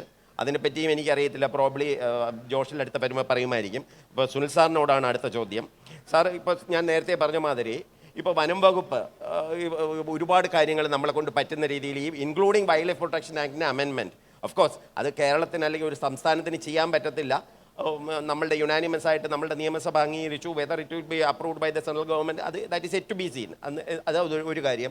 അതേമാതിരി തന്നെ ഇപ്പോൾ സാർ ഒരു പഞ്ചായത്ത് പ്രസിഡൻ്റ് ആയിരുന്നു. നമ്മൾ ചീഫ് വൈൽഡ് ലൈഫ് വാർഡൻ്റെ പവർ, കള്ളിങ്ങിനുള്ള പവർ നമ്മൾ ഡെലിഗേറ്റ് ചെയ്തിട്ട് സെക്ഷൻ 62 മറ്റോ ആണ് ഡെലിഗേറ്റ് ചെയ്ത് ലോക്കൽ സെൽഫ് ഗവൺമെൻറ്റ്സിന് കൊടുത്തിട്ടുണ്ട്. വെദർ അത് ഒരു എഫക്റ്റീവായിട്ട് യൂട്ടിലൈസ് ചെയ്യപ്പെടുന്നുണ്ടോ? പിന്നെ ഇന്നുള്ള മിറ്റിഗേഷൻ മെഷേഴ്സ്, ഇപ്പം ഡോക്ടർ പറഞ്ഞ മാതിരി 100% ഒരു കോൺഫ്ലിക്റ്റ് ഇല്ലാതാക്കാൻ പറ്റില്ല. മാക്സിമം നമുക്കത് മിറ്റിഗേറ്റ് ചെയ്യാനേ പറ്റുള്ളൂ, കുറയ്ക്കാനേ പറ്റുള്ളൂ. അപ്പം നമ്മളുടെ ഇൻ ദ സെൻസ് ഫോറസ്റ്റ് ഡിപ്പാർട്ട്മെൻറ്റെയോ കേരള സർക്കാരിൻ്റെയോ ഇത്തരത്തിലുള്ള ഏണസ് എഫേർട്സ് അല്ലെങ്കിൽ ആത്മാർത്ഥമായ ശ്രമങ്ങൾ വെദർ അത് ആൾക്കാരിലേക്ക് എത്തുന്നുണ്ടോ, അവർ സാറ്റിസ്ഫൈഡ് ആണോ? അതിൽ സാറിൻ്റെ അഭിപ്രായം എന്താണ് ഒരു ജനപ്രതിനിധി എന്ന രീതിയിൽ? അതിൽ പറയാനുള്ള ഒരു കാര്യം, ഇപ്പോൾ ഈ ചർച്ചയിൽ പങ്കെടുക്കുന്ന പ്രമുഖരായ 3 ആളുകളും വനം വന്യജീവി വകുപ്പിനെ പ്രതിനിധീകരിക്കുന്നവരും വനം വന്യജീവി വകുപ്പിനെ പ്രതിനിധീകരിച്ചവരുമാണ്. സ്റ്റേറ്റ് അടിസ്ഥാനത്തിൽ അറിയപ്പെടുന്ന ആളുകളാണ്. അതുകൊണ്ട് ഈ ചർച്ചയിലൊരു അഭിപ്രായം പറയുമ്പോൾ അവർക്ക് സ്വാഭാവികമായും ഒരു പരിമിതി ഉണ്ടാവും. ആ പരിമിതി ഒരു ഭരണ സംവിധാനത്തിൻ്റെ ഭാഗമായി നിൽക്കുന്ന ഒരു ഉദ്യോഗസ്ഥൻ അവർക്ക് പറയുന്നതിൻ്റെ പരിധികൾ നമുക്കറിയാം. പക്ഷേ ഞാനൊരു സംശയം ചോദിക്കുകയാണ്. ഒരു നരഭോജി കടുവ ജനവാസ കേന്ദ്രത്തിൽ ഇറങ്ങിയാൽ അതിനെ അവിടുന്ന് ഒഴിവാക്കാൻ എത്ര സമയമെടുക്കും വനംവകുപ്പിന്? അത് വനംവകുപ്പിന് പ്രാദേശികമായ കമ്മിറ്റി ഉണ്ടാക്കണം, ആലോചനകൾ നടത്തണം, DFO ലെവലിൽ ആലോചിക്കണം, പിന്നെ സ്റ്റേറ്റ് വൈൽഡ് ഓഫീസറുടെ പെർമിഷൻ വേണം. ഇങ്ങനെ അതിന് എന്ത് ചെയ്യണമെന്ന് ആലോചിക്കാൻ ഒരു 3 ദിവസം എടുക്കും. യഥാർത്ഥത്തിൽ അത് 1972 വന്യജീവി നിയമത്തിലെ പ്രശ്നമാണോ? അത് എന്ത് ചെയ്യണം? ഇങ്ങനെയുള്ള പ്രശ്നങ്ങൾ, പ്രായോഗികമായ പ്രശ്നങ്ങൾ വരുമ്പോൾ അതിന് അടിയന്തര പരിഹാരമുണ്ടാക്കാനുള്ള ഒരു ആലോചന യഥാർത്ഥത്തിൽ സംസ്ഥാന തലത്തിൽ നടത്താൻ കഴിയുന്നതാണ്. ആ ആലോചന നടക്കും. ഇപ്പം 2021 കേരള ഹൈക്കോടതി ഒരു വിധിയുണ്ട്. ആ വിധിയിൽ പറയുന്നത് 6 കൃഷിക്കാർക്ക് കേരളത്തിലെ 6 കൃഷിക്കാർക്ക് ഉപാധിയില്ലാതെ ഈ പന്നികളെ വെടിവെക്കാനുള്ള അനുവാദം കൊടുത്തു. 6 കൃഷിക്കാർക്ക് 2021 ജൂലൈ മാസം 21-ാം തീയതിയാണ് കേരള ഹൈക്കോടതി വിധി പറയുന്നത്. യഥാർത്ഥത്തിൽ അങ്ങനെ ഒരു ഉപാധിയില്ലാതെ കൃഷിക്കാർക്ക് അനുമതി കൊടുത്താൽ സ്വാഭാവികമായി ആ പ്രശ്നം പരിഹരിക്കാൻ വേണ്ടി കഴിയും. ഇപ്പം ഞാൻ സാറിന് ഉദാഹരണം പറയാം. ഈ 2025 ഫെബ്രുവരി മാസം 2-ാം തീയതി ചക്കട്ടപ്പാറ ഗ്രാമപഞ്ചായത്ത് ഭരണസമിതി ഒരു തീരുമാനമെടുത്തു. ആ തീരുമാനം ജനവാസ കേന്ദ്രങ്ങളിൽ ഇറങ്ങുന്ന വന്യജീവികളെ വെടിവെച്ച് കൊല്ലുന്നതാണ്. കൊല്ലണം എന്നല്ല, വെടിവെച്ച് കൊല്ലുന്നതാണ്. അങ്ങനെ ഒരു തീരുമാനം എടുത്തു. ആ തീരുമാനം വലിയ വാർത്തയായി. ആ വാർത്തയായപ്പം വനംവകുപ്പ് ഉടനെ ചെയ്തത് അവിടെ പഞ്ചായത്ത് പ്രസിഡൻ്റായ എനിക്ക് പന്നികളെ വെടിവെക്കാൻ ഉത്തരവ് കൊടുക്കുന്ന ഉത്തരവ് അവകാശം റദ്ദ് ചെയ്തു. ആദ്യം ചെയ്തത് അതാണ്. ആ അവകാശം റദ്ദ് ചെയ്തുകൊണ്ടാണ് വനംവകുപ്പ് എന്ത് ചെയ്തത്? ആ നടപടി ആരംഭിച്ചത്. അപ്പോൾ യഥാർത്ഥത്തിൽ ഞങ്ങൾ ഉയർത്തിയ വിഷയമാണ് പിന്നീട് കേരള ഗവൺമെൻറ്റും നിയമസഭയും ഉയർത്തി. അത് നേരത്തെ സാറ് പറഞ്ഞു, അനിൽ സാറ് പറയുന്നു ഇത് കേന്ദ്ര ഗവൺമെൻറ്റിൽ കൊടുത്തിരിക്കുകയാണ്. അപ്പം ഇവിടെ രണ്ട് ആളുകളും പറഞ്ഞൊരു കാര്യം, അതിൻ്റെ പരിമിതിയൊന്നും ഞാൻ കടക്കുന്നില്ല. അതായത് ഇത് പണ്ട് മുതലേ ഉണ്ട്, വളരെ വർഷങ്ങൾക്ക് മുമ്പേ ഉള്ളൂ. അതായത് കൃഷി ആരംഭിച്ച 10,000 വർഷങ്ങൾക്ക് മുമ്പ് ഈ പ്രശ്നമുണ്ട്. 1970 ഈ കേരളത്തിൽ ഏതെങ്കിലും മനുഷ്യനെ കടുവ പിടിച്ചു തന്നിട്ടുണ്ടോ? യഥാർത്ഥത്തിൽ മനുഷ്യനെ കടുവ ഭക്ഷിക്കാൻ തുടങ്ങിയത് സമീപകാലത്താണ്. അപ്പോൾ എന്താണ്, അന്നത്തത് പോലെ ഇതൊരു തുടർച്ചയായി വരുന്ന പ്രശ്നമാണ് എന്ന് പറഞ്ഞ് നമുക്ക് അവസാനിപ്പിക്കാൻ വേണ്ടി പറ്റില്ല. പിന്നെ എനിക്ക് തോന്നുന്നത് ഇപ്പം ഈ കേരളത്തിലുള്ള ഗവൺമെൻറ്, ആ ഗവൺമെൻറ് യഥാർത്ഥത്തിൽ ഇതിൻ്റെ ശാസ്ത്രീയമായ പ്രശ്നങ്ങൾ മനസ്സിലാക്കി പരിഹാരം ആരംഭിക്കാൻ തുടങ്ങിയിട്ടുണ്ട്. ഇപ്പോൾ ഇവിടെ നേരത്തെ സാറ് പറയുമ്പോൾ, അരുൺ സക്രി സാറ് പറയുമ്പോൾ, ഈ വന്യജീവികളുടെ എണ്ണം ആരുടെ കയ്യിലുണ്ട്? ഇപ്പോൾ കടുവ സർവേ നടക്കുന്നുണ്ട്, പുറത്തു വരുമായിരിക്കും. ഓരോ വന്യജീവിനെ പരിശോധിച്ചാൽ ആ വന അതിർത്തി പോരാ, വിസ്തൃതി പോരാ ഇവർക്ക് ജീവിക്കാൻ. ആ ഒരു പ്രശ്നമുണ്ട്. ഇതിനൊക്കെ എങ്ങനെ പരിഹാരം ഉണ്ടാകുമെന്ന് പ്രായോഗികം ആലോചിക്കേണ്ടതാണ്. പക്ഷേ ഇപ്പോഴത്തെ ഗവൺമെൻറ് ചെയ്തൊരു കാര്യം, ഗവൺമെൻറ് വളരെ വർഷങ്ങളായുള്ള ജനങ്ങളുടെ ആവശ്യമാണ് സൗരോർജ്ജ തൂക്കുവേലി. ശാസ്ത്രീയമായ ഒരു പ്രതിരോധ മാർഗമാണ്. ആ സൗരോർജ്ജ തൂക്കുവേലി കേരളത്തിൽ പല സ്ഥലത്തും ഇപ്പം നടപ്പാക്കി തുടങ്ങി. അത് പ്രധാനപ്പെട്ട ഒരു കാര്യമാണ്. പിന്നെ പന്നികളെ വെടിവെക്കാനുള്ള ഉത്തരവ് നേരത്തെ ഉണ്ട്, പക്ഷേ ആ ഉത്തരവിൻ്റെ അടിസ്ഥാനത്തിൽ വെടിവെക്കാൻ തുടങ്ങിയത് ഈ ഗവൺമെൻറ് വന്ന ശേഷമാണ്. കാരണം എന്താ, തദ്ദേശ സ്വയംഭരണ സ്ഥാപനങ്ങളിലെ 941 പ്രസിഡന്റുമാർക്കും അവിടെ വന്യജീവികൾ ഇറങ്ങിയാൽ പന്നികളെ വെടിവെക്കാനുള്ള ഉത്തരവ് സർക്കാർ കൊടുത്തിരിക്കുകയാണ്. മൂന്നാമത്തെ പ്രശ്നം എന്താണെന്ന് വെച്ചാൽ, ഗവൺമെൻറ് ഇപ്പോൾ ഓരോ റേഞ്ച് ലെവലിലും ഒരു കമ്മിറ്റി ഉണ്ടാക്കി ഓരോ മാസവും ആ കമ്മിറ്റി യോഗം ചേർന്ന് അവിടുത്തെ പ്രശ്നങ്ങൾ പരിഹരിക്കാൻ ജനപ്രതിനിധികളുടെ അഭിപ്രായം ചോദിച്ച് ഹാങ്ങിങ് ഫെൻസിംഗ് ഉണ്ട്, റെയിൽ ഫെൻസിംഗ് ഉണ്ട്, മതിലുണ്ട്, കിടങ്ങുകളുണ്ട്, ഇങ്ങനെ വ്യത്യസ്തമായ പ്രതിരോധ മാർഗ്ഗങ്ങളെക്കുറിച്ച് സംസ്ഥാനത്ത് ഇടതുപക്ഷ ജനാധിപത്യ മുന്നണി ഗവൺമെൻറ് പദ്ധതി തയ്യാറാക്കിയിട്ടുണ്ട്. എനിക്ക് തോന്നുന്നത് കഴിഞ്ഞ 25 വർഷമായി ഈ വിഷയം ഉയർന്നു വന്നിട്ട് യഥാർത്ഥത്തിൽ ഈ ജനങ്ങളുടെ അഭിപ്രായം ചോദിച്ചുകൊണ്ട് ഈ പ്രശ്നത്തിനൊരു ശാശ്വത പരിഹാരം ഉണ്ടാക്കാൻ വനം വന്യജീവി വകുപ്പ് തയ്യാറായിട്ട് 4 വർഷമായിട്ടുള്ളൂ. ഇപ്പോൾ ആണെങ്കിൽ അതിനുള്ള പദ്ധതികളും പരിചരണ കമ്മിറ്റികളും ജനകീയ കമ്മിറ്റികളും ഉണ്ടാക്കി, പ്രത്യേകിച്ച് റെസ്പോൺസ് ടീമിനെ ഉണ്ടാക്കി ജനങ്ങളെ സഹായിക്കുന്ന നിലയിലേക്ക് എന്തിയിട്ടുണ്ട് ഇവിടെ സംസ്ഥാനത്തെ വനം വന്യജീവി വകുപ്പ് എത്തിയിട്ടുണ്ട് എന്നത് ആശ്വാസകരമായ ഒരു കാര്യമാണ്. പിന്നെ ഇനിയും നമ്മൾ ആലോചിക്കേണ്ടത്, ഈ ചർച്ചയിലൊന്നും ഇത് അവസാനിക്കുന്ന പ്രശ്നമല്ല, ഇനിയും നമ്മൾ ആലോചിക്കേണ്ടത് ഈ വർഷം നേരത്തെ സാറ് പറഞ്ഞു പാമ്പ്ര എസ്റ്റേറ്റ്, ഇപ്പം പ്ലാന്റേഷൻ കോർപ്പറേഷൻ ഓഫ് കേരള ലിമിറ്റഡിൻ്റെ കീഴിലുള്ള പേരാമ്പ്ര എസ്റ്റേറ്റ് 1308 ഹെക്ടർ സ്ഥലമാണ്. 300-ലധികം തൊഴിലാളികൾ ജോലി ചെയ്യുന്നുണ്ട്. അവിടെ കഴിഞ്ഞ 4 വർഷമായി 16,000 റബ്ബർ മരമാണ് കാട്ടാന നശിപ്പിച്ചത്. കാട്ടാന എസ്റ്റേറ്റിൽ താമസമാണ്, പുറത്ത് കിടക്കുന്നില്ല. ഇതിനൊരു ശാസ്ത്രീയമായ പരിഹാരം എന്താ? ശരിക്കും ഒരു സർക്കാരിൻ്റെ പൊതുമേഖലാ സ്ഥാപനം സംരക്ഷിക്കാനുള്ളൊരു പദ്ധതി നമ്മുടെ മുമ്പിലുണ്ടോ? ഇങ്ങനെ ഒന്നിച്ച് വന്നുപെട്ടാൽ നമുക്ക് നിയമങ്ങളൊക്കെ ഉണ്ട്, നിയമങ്ങളൊക്കെ ശരിയാണ്, പാലിക്കപ്പെടേണ്ടത്. ഇപ്പോൾ ഇവിടെ സാറ് പറഞ്ഞു ഈ വനം, എന്തിനാണ് വനം? വനത്തിനകത്തുനിന്നാണ് നമ്മുടെ വൈദ്യുതി മുതൽ കുടിവെള്ളം മുതൽ ശ്വസിക്കുന്നത് വരെ വനവുമായി ബന്ധപ്പെട്ടാണ്. പക്ഷേ ഈ വനവുമായി ബന്ധപ്പെട്ട് തിരുവനന്തപുരം നഗരത്തിലുള്ള ആൾക്കും ആ ഗുണം കിട്ടുന്നുണ്ട്, കോഴിക്കോട് നഗരത്തിലുള്ള ആ ഗുണം കിട്ടുന്നുണ്ട്. പക്ഷേ ഇതിൻ്റെ ദുരന്തം അനുഭവിക്കുന്നത് വനത്തോട് ചേർന്ന് താമസിക്കുന്ന മനുഷ്യരാണ്. അവിടെയാണ് പ്രശ്നം. വനത്തോട് ചേർന്ന് താമസിക്കുന്ന മനുഷ്യർ ഇതിൻ്റെ എല്ലാം പ്രത്യാഘാതം അനുഭവിക്കുകയാണ്. അതുകൊണ്ട് അവർക്കൊരു പ്രത്യേക പരിരക്ഷ എങ്ങനെ കൊടുക്കാൻ കഴിയുന്നതാണ്. അതിന് കണ്ടെത്തിയൊരു കാര്യം, പഴയതുപോലെ എന്ത് ചെയ്തില്ല, ആളുകൾ കൃഷിയിൽ കേന്ദ്രീകരിക്കുന്നില്ല. അതല്ല കാരണം, കൃഷിയിൽ കേന്ദ്രീകരിച്ചത് കൊണ്ട് ഗുണമില്ലാതെ കൊണ്ട്, അതിന് ഉൽപ്പാദനപരമായി ഗുണമില്ലാത്തത് കൊണ്ട് ആളുകൾ കൃഷി ഉപേക്ഷിക്കുകയാണ്. ആ കൃഷി ഉപേക്ഷിച്ചാണ് ആളുകൾ എന്ത് ചെയ്യുന്നത്, പഴയ കുടിയേറ്റത്തിൻ്റെ മലഞ്ചെരിവുകളിൽ നിന്ന് ആളുകൾ പടിയിറങ്ങുന്ന അവസ്ഥ ഉണ്ടാകുന്നത്.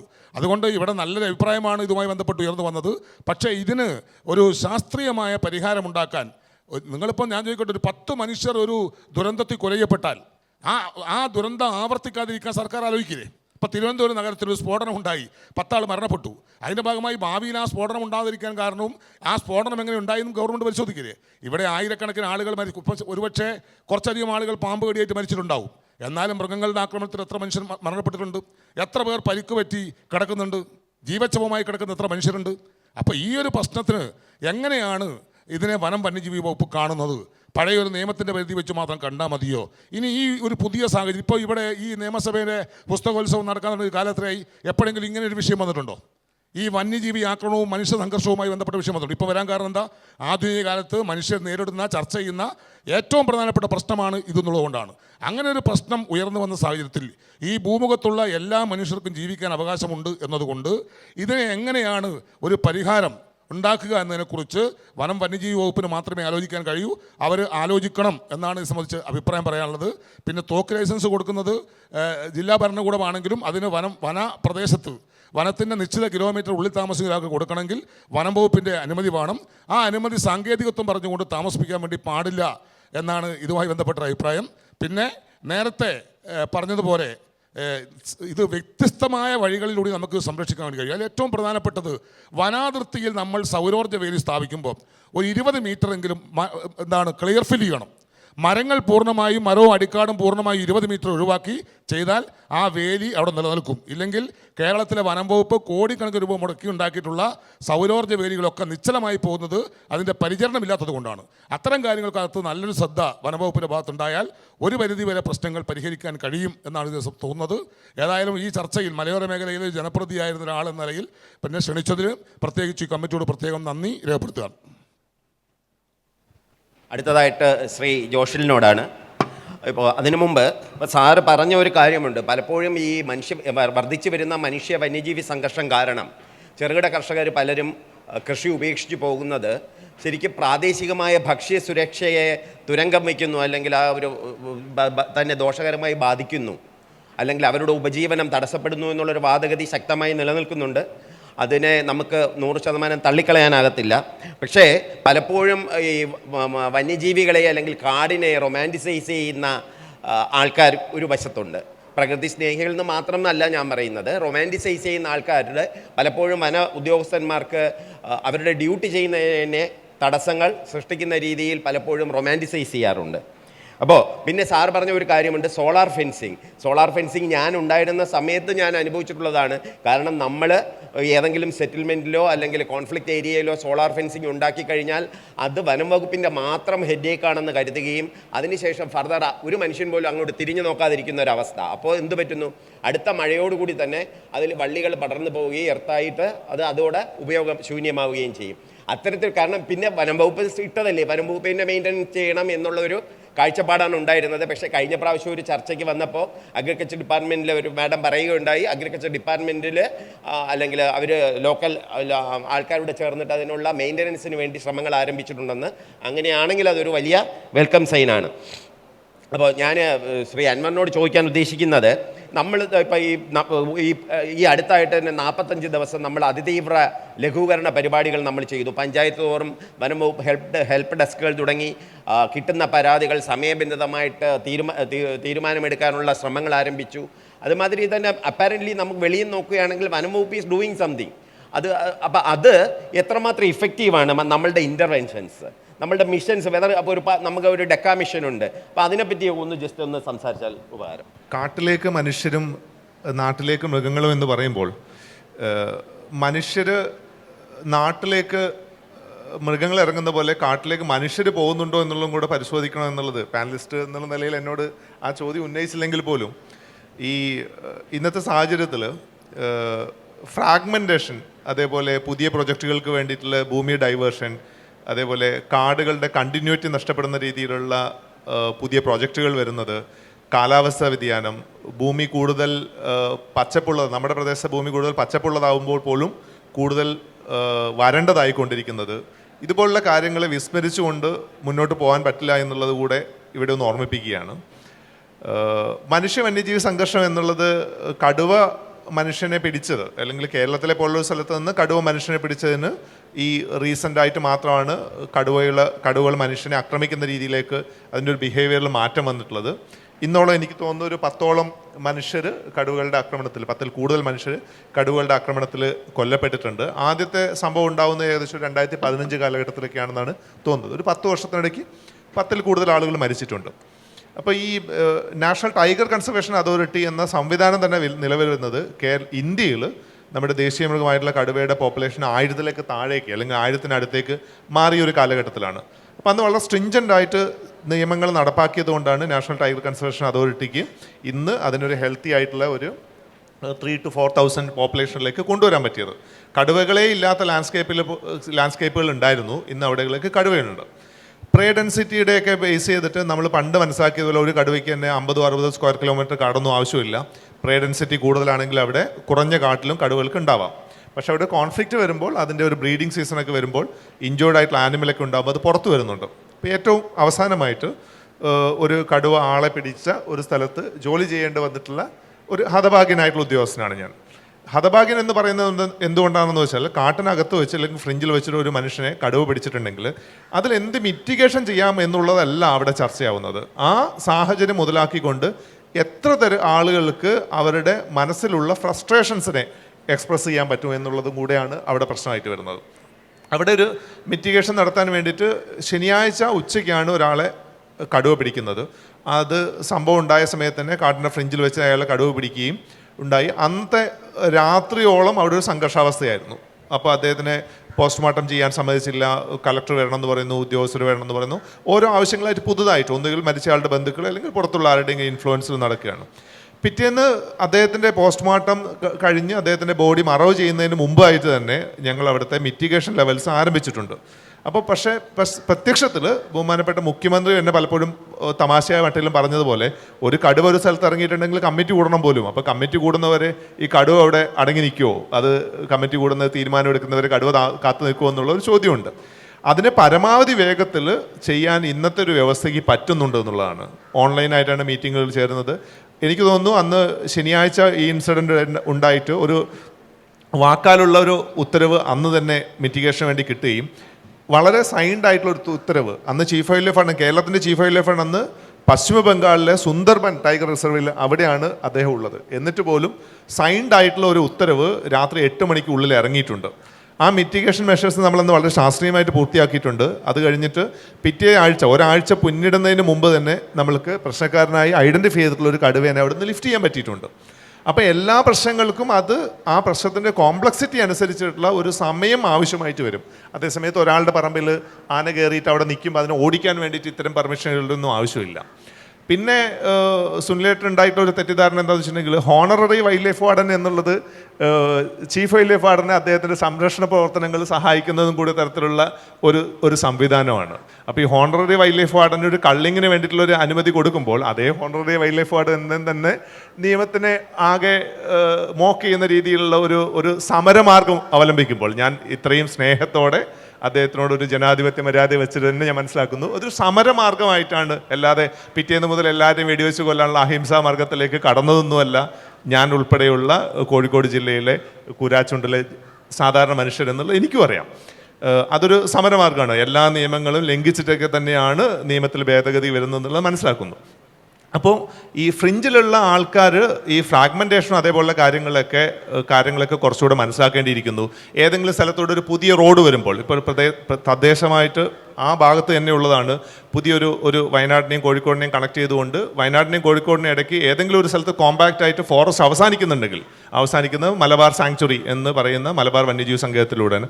അതിൻ്റെ അടുത്തുകൂടെയാണ് പുതിയൊരു റോഡ് കൂടെ പ്രപ്പോസ് ചെയ്യുന്നത്. അപ്പോൾ അവിടെ കൂടുതൽ ഡിസ്റ്റർബൻസ് ഉണ്ടാവും. അപ്പോൾ ഇത്തരം കാര്യങ്ങൾ വരുമ്പോൾ നമ്മളുടെ കൺവീനിയൻസ് മാത്രമാണോ നമ്മളുടെ സസ്റ്റൈനബിലിറ്റി കൂടെ നോക്കേണ്ടതുണ്ടോ എന്നുള്ളത് കൂടെ തദ്ദേശീയമായിട്ട് ആലോചിക്കേണ്ടിയിരിക്കുന്നു. അപ്പോൾ അത്തരം ചിന്തകൾ, അത്തരം കാര്യങ്ങൾ പറയുന്നവരെല്ലാം തന്നെ ഒരു പരിസ്ഥിതി തീവ്രവാദികളായിട്ട് മുദ്ര കുത്താതെ അതിൻ്റെ മെറിറ്റും ഡീമെറിറ്റും കൂടെ അനലൈസ് ചെയ്യാം എന്നുള്ളൊരു കാര്യത്തിലേക്കെങ്കിലും പൊതുബോധ്യം എത്തേണ്ടതുണ്ട് എന്നുള്ളത് പറയാൻ വേണ്ടി ഒരു അവസരം ഉപയോഗിക്കുകയാണ്. ഡെക്കാ മിഷൻ എന്നുള്ള നിലയിൽ ഇപ്പോൾ ഡെക്കാ മിഷനല്ല, 2 മിഷനുകളോടുകൂടെ അധികമായിട്ട് പ്രഖ്യാപിച്ചിട്ടുണ്ട്. ഒരു മിഷനിൽ എന്നെ നോഡൽ ഓഫീസറും ആക്കിയിട്ടുണ്ട്. അത് മഞ്ഞക്കൊന്ന എന്ന സെന്ന സ്പെക്ടാബിലിസ് എന്ന കാട്ടിലുള്ള ഒരു അധിനിവേശ സസ്യത്തിനെ ഇല്ലായ്മ ചെയ്യാൻ അല്ലെങ്കിൽ അതിനെ മോഡറേറ്റ് ചെയ്യാൻ വേണ്ടിയിട്ടുള്ള മിഷൻ മഞ്ഞക്കൊന്നയും, അതേപോലെ കൃഷി പുനരുജ്ജീവനം എന്നുള്ള രീതിയിൽ ജോബ് നേര്യംപറമ്പിൽ എന്ന് പറഞ്ഞിട്ടുള്ള അസിസ്റ്റന്റ് കൺസർവേറ്ററെ ഒരു നോഡൽ ഓഫീസറായിട്ട് 2 മിഷനുകളോട് പ്രഖ്യാപിച്ചിട്ടുണ്ട്. അതിൽ ധാരാളം മിഷനുകളുണ്ട്. അതിൽ നമ്മൾ പ്രത്യേകിച്ച് പറഞ്ഞു കേൾക്കാത്ത സാധനങ്ങളാണ് മിഷൻ ട്രൈബൽ നോളജ് എന്നൊക്കെ ഉള്ളത്. അതായത് തദ്ദേശീയമായിട്ടുള്ള ആളുകൾക്ക്, പ്രത്യേകിച്ച് ഗോത്രവർഗ്ഗക്കാർക്കുള്ള ഈ ആനിമൽസിനെയൊക്കെ മിറ്റിഗേറ്റ് ചെയ്യാനുള്ള അറിവുകൾ അതിനെ ക്രോഡീകരിക്കുക എന്നുള്ളതാണ്. അതുപോലെ നമ്മുടെ അൻവർ സാറൊക്കെ ഇൻവോൾവ് ചെയ്തിട്ടുള്ള മിഷൻ സർപ്പ എന്നുള്ളത് ഇന്ന് വളരെ ജനകീയമായിട്ടുള്ളൊരു മുന്നേറ്റം തന്നെയാണ്. അതേപോലെ ഈ മിഷൻ സോളാർ ഫെൻസിങ് എന്നുള്ളത് പലപ്പോഴും അനാഥമായി കിടന്നിരുന്ന ഫെൻസുകളൊക്കെ ഫോറസ്റ്റ് ഡിപ്പാർട്ട്മെൻറ്റിലെ താഴേക്കിടയിലുള്ള ഉദ്യോഗസ്ഥർ അവർ കൈമൈ മറന്ന് സമയവും നിഷ്ഠയും ഒന്നും നോക്കാതെ പലരും ഇപ്പോൾ ചോദിച്ചിട്ടുണ്ടെങ്കിൽ പറയുന്നുവെച്ചിട്ടുണ്ടെങ്കിൽ ഞാൻ ഫോറസ്റ്റ് ഉദ്യോഗസ്ഥനാണെന്ന് പറയുന്നത്, പക്ഷേ എനിക്ക് വേലി നന്നാക്കലാണ് പണി എന്നുള്ള രീതിയിലാണ്. അത്രയ്ക്ക് ഡൗൺ ടു എർത്തായിട്ട് ജോലി ചെയ്തിട്ട് സർക്കാരിൻ്റെ മറ്റ് വകുപ്പുകളോടും കൂടെ ചേർന്ന് നിന്നിട്ടാണ് ഈ മിറ്റിഗേഷൻ മെഷേഴ്സ് നടത്തുന്നത്. ഇനി ഫൈനലി എനിക്ക് പറയാനുള്ളൊരു കാര്യം എന്ന് വെച്ചിട്ടുണ്ടെങ്കിൽ ഇത് സ്റ്റേറ്റ് സ്പെസിഫിക് ഡിസാസ്റ്ററാണ്. ഈ ഡിസാസ്റ്റർ കൈകാര്യം ചെയ്യുന്നതിന് വനംവകുപ്പിന് മാത്രമല്ല ഉത്തരവാദിത്തം, തദ്ദേശ സ്വയംഭരണ സ്ഥാപനങ്ങൾക്കും ഇതര ഡിപ്പാർട്ട്മെൻറ്റുകൾക്കും പൊതുജനങ്ങൾക്കും ഒക്കെ ഇതിൽ ഇൻവോൾവ്മെൻ്റ് ഉണ്ട്. അപ്പോൾ പലപ്പോഴും കാണുന്നത് പോലെ ഒരു മിറ്റിഗേഷൻ ആവശ്യമുള്ള ഒരു സ്ഥലത്ത് ആൾക്കൂട്ടങ്ങളല്ല വേണ്ടത്, പകരം സപ്പോർട്ടീവായിട്ടുള്ള ആളുകളെയാണ് വേണ്ടത്. അത് ഉറപ്പാക്കാൻ വേണ്ടിയിട്ട് സുനിലേട്ടനെ പോലുള്ള ആൾക്കാരുടെ വെൽവിഷർ അത് ഞങ്ങൾക്ക് ഉണ്ടാവേണ്ടതുണ്ട്. അത് വളരെ അത്യന്താപേക്ഷിതമാണെന്ന് സ്നേഹപൂർവ്വം സുനിലേട്ടനോട് റിക്വസ്റ്റ് ചെയ്തിട്ടുകൊണ്ട് ഞാൻ ക്ലോസ് ചെയ്യുന്നു. Thank you. അടുത്തതായിട്ട് നമുക്ക് അരുൺ സക്രിയുടെയാണ് സമയം. അരുൺ സക്രിയൂടെ ചോദിച്ചിട്ട് ഇത് റൗണ്ട്സ് അവസാനിപ്പിക്കാം. അത് കഴിഞ്ഞ് പിന്നെ ആർക്കെങ്കിലും സദസ്സിൽ ചോദ്യം ഉണ്ടെങ്കിൽ നമ്മൾ നോക്കാം.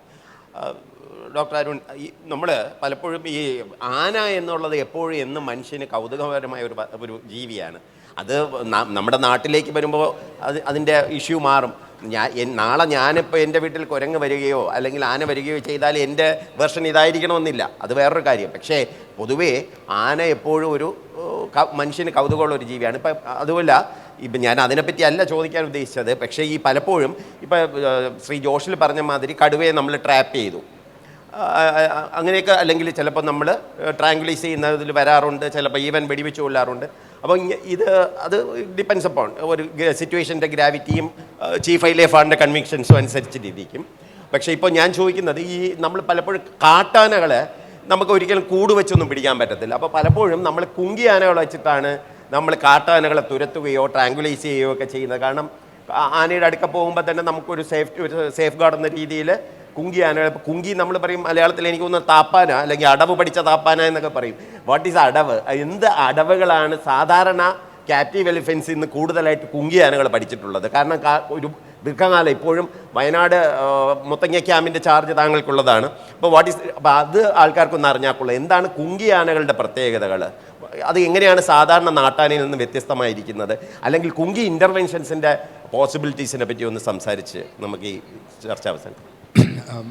കുങ്കി ആന എന്ന് പറഞ്ഞു കഴിഞ്ഞാൽ ഇപ്പം ഇപ്പോൾ ഫോർ എക്സാമ്പിൾ നമ്മളിത് എങ്ങനെയാണ് അത് കൊണ്ടുവന്നെന്ന് കഴിഞ്ഞാൽ, വയനാട് വൈൽഡ് ലൈഫ് സാങ്ച്വറി ഞാൻ വർക്ക് ചെയ്യുന്ന സമയത്ത് ഞാൻ ജോയിൻ ചെയ്യുന്നത് 99-ലാണ്.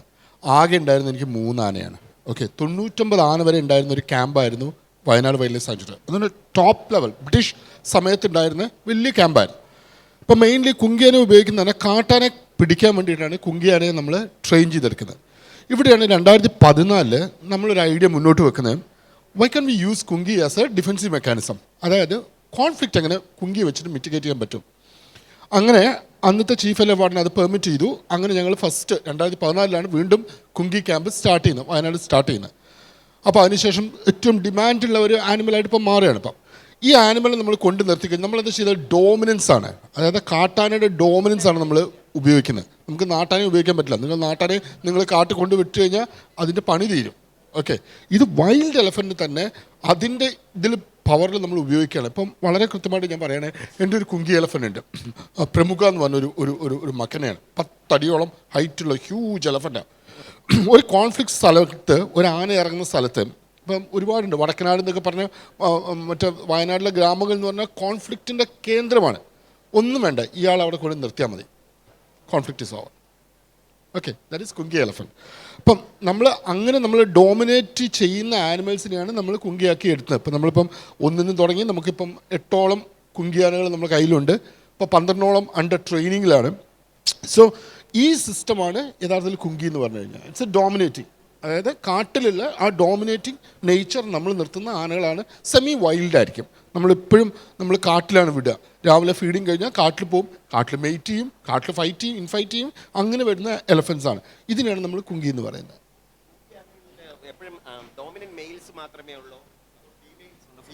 ഫീമെയിൽസ് പറ്റത്തില്ല. ഫീമെയിൽസ് ഇത് രണ്ടാണ് സിസ്റ്റം. ഉണ്ട്, ഫീമെയിൽ ഉണ്ട്. Maintain a female, but bulls ആണ് നമ്മൾ ഉപയോഗിക്കുന്നത്. കാരണം ഫീമെയിൽസ് എന്ന് പറഞ്ഞാൽ അതിൻ്റെ ഇൻക്ലൂസീവ് ഫിറ്റ്നസ് ആണ്, അത് വേറെ ലെവൽ ഓഫ് എവല്യൂഷൻ ആണ്. അത് ഒറ്റ ഫീമെയിലേ ഉള്ളൂ. അത് നമ്മൾ തന്നെ പാക്ക് ഓഫ് അതിൻ്റെ പാർട്ട് ആൻഡ് പാർസൽ ഓഫ്. ഞങ്ങൾക്ക് അനാഥമായിട്ട് കിട്ടിയ ഒരു കുട്ടിയാണ്, ഒരു 3 മാസം പ്രായത്തിൽ കിട്ടിയ ഒരു കുട്ടിയാണ്. അതിപ്പോൾ വലിയ ഫീമെയിലായി. So she is surviving. ഞാൻ തിരുവനന്തപുരം വൈൽഡ് ലൈഫ് വാർഡനായിരുന്ന സമയത്ത് കോട്ടൂരുണ്ടായിരുന്ന 1-2 ആനകളെ കൊണ്ടുപോയിട്ടുണ്ട്. അതിൽ അവസാനം അഗസ്ത്യനെ കൊണ്ടുപോകാൻ നേരത്ത് ശരിക്കും നാട്ടുകാർക്കൊക്കെ ഒരു ഭയങ്കര ഇതായിരുന്നു. കാരണം അഗസ്ത്യൻ ആനയെ ശരിക്കും നമുക്ക് പാലോട് നിന്ന് കിട്ടിയതാണ്. അന്നത് കല്യാണിയാണെന്ന് പറഞ്ഞിട്ട് ആൾക്കാർ ചെറിയ കുഞ്ഞായിരുന്നു, തള്ള ഉപേക്ഷിച്ചിട്ട് പട്ടിണി കിടന്നിട്ട് അത് കുഞ്ഞായിപ്പോയി. അപ്പോൾ അത് പലരും കണ്ടവർ കല്ലാനയാണെന്ന് പറഞ്ഞിട്ട് അതിന് അവസരം പത്രത്തിലും മാധ്യമങ്ങളിലൊക്കെ വലിയ ന്യൂസ് വന്നു. പക്ഷെ അതിനെ പിടിച്ചു കൊണ്ടുവന്ന് തീറ്റയൊക്കെ കൊടുത്തപ്പോൾ അത് നല്ല ശരിക്കും നല്ല തലയെടുപ്പുള്ള ഒരു ആനയായി മാറി. 9 അടിയുണ്ട് ഇപ്പോൾ കല്ലാന. അപ്പോൾ ഇപ്പോൾ അത് ധോണിയിലാണല്ലേ, ധോണിയിലല്ലേ. അപ്പോൾ അങ്ങനെയുള്ള സാഹചര്യങ്ങളുമുണ്ട്. അപ്പോൾ നമ്മൾ ഇന്ന് ഈ മുഖ്യമായിട്ടും കാട്ടിലേക്ക് മനുഷ്യരും നാട്ടിലേക്ക് മൃഗങ്ങളും എന്നുള്ളതിൻ്റെ ഡിഫറൻറ്റ് പെർസ്പെക്റ്റീവ്സാണ് നമ്മളിന്ന് സംസാരിച്ചത്.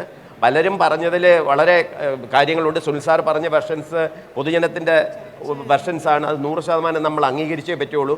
നമ്മളിപ്പോൾ ഇത്രയും നാൾ എത്ര നെഗേറ്റ് ചെയ്താലും കോൺഫ്ലിക്റ്റ് സിറ്റുവേഷൻ കൂടിയിട്ടുണ്ടെന്നുള്ള ഒരു ഫാക്റ്റ് നമ്മൾ അംഗീകരിക്കേണ്ടി വരും. നമ്മൾ മീൻസ് നമ്മുടെ സർക്കാരാണെങ്കിലും വനംവകുപ്പാണെങ്കിലും അത് അംഗീകരിക്കേണ്ടി വരും. എപ്പോഴാ ഇല്ലെങ്കിൽ നമ്മൾ ഈ ശ്രീ അരുൺ സക്കറിയ പറഞ്ഞ മാതിരി പോപ്പുലേഷൻ സ്റ്റഡീസിലൂടെ നമുക്ക് അതിൻ്റെ സബ്സ്റ്റാൻഷിയേറ്റ് ചെയ്യാൻ കുറഞ്ഞിട്ടുണ്ടെങ്കിൽ. എനിവേ നമ്മൾ അതിലേക്കുള്ള പോസിറ്റീവായിട്ടുള്ള ഒരുപാട് ചുവടുവയ്പ്പുകൾ, ബോണറ്റ് മെക്കാക്സ് അല്ലെങ്കിൽ ഈ വെർമിനായിട്ട് ഇതിനെ പന്നിയെ മാറ്റുന്നത് ഓൾറെഡി എടുത്തിട്ടുള്ള സ്റ്റെപ്പുകൾ, ഇതെല്ലാം തന്നെ വനംവകുപ്പിൻ്റെയും സർക്കാരിൻ്റെയും ഭാഗത്തു നിന്നുള്ള പോസിറ്റീവ് സ്റ്റെപ്പുകളാണ്. അപ്പോൾ ഇതിൻ്റെ പശ്ചാത്തലത്തിൽ നമുക്കിന്ന് ചർച്ച താത്കാലികമായിട്ട് നിർത്താം. ഇനി സദസ്സിലേക്ക് മൈക്ക് കൈമാറാം. എന്തെങ്കിലും ആരോടെങ്കിലും സ്പെസിഫിക് ചോദ്യങ്ങളുണ്ടെങ്കിൽ ചോദിക്കാം. സർ നമസ്കാരം. ഈ ചർച്ചയിൽ കല്ലാനയെക്കുറിച്ച് അവസാനം ഒരു പരാമർശമുണ്ടായി. അപ്പം ഈ കല്ലാനയുടെ സയൻറ്റിഫിക് റീസൺ, കല്ലാന എങ്ങനെയാണ് ഉരുത്തിരിയുന്നത്, സയൻറ്റിഫിക്. എൻ്റെ ചോദ്യം ഡോക്ടറോടാണ്. കല്ലാന എന്ന് പറഞ്ഞാൽ ആക്ച്വലി അതൊരു ശരിക്കൊരു മിത്താണ്. It's a truly myth. Okay, അപ്പോൾ ഈ കല്ലാനയായിട്ട് കിട്ടിയ ഈ അഗസ്ത്യൻ്റെ we study the DNA.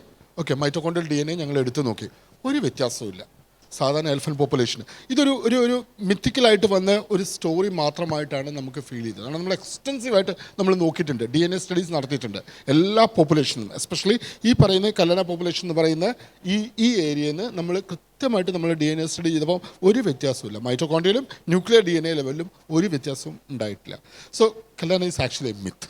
Okay, ഒരു സ്റ്റോറിയുടെ മുകളിലാണ്. അപ്പോൾ ആൾക്കാർ കാണുമായിരിക്കും മേ ബി.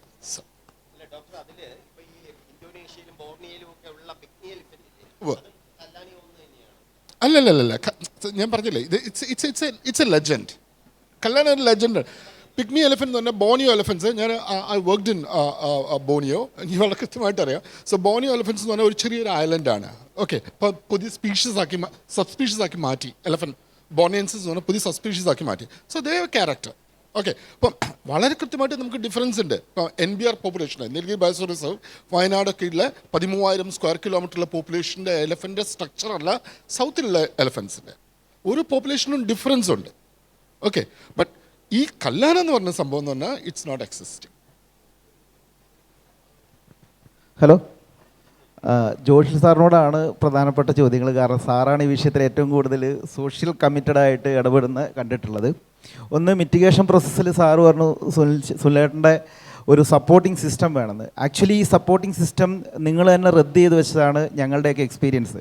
കാരണം ഫോറസ്റ്റ് ഡിപ്പാർട്ട്മെൻറ്റ് എന്ന് പറയുന്നത് ഈ വെരി റീസെൻറ്റ് കാലം വരെ പബ്ലിക്കുമായിട്ട് യാതൊരു തരത്തിലുള്ള ഒരു ഇൻട്രാക്ഷൻസും നടത്തി വന്നിരുന്നില്ല.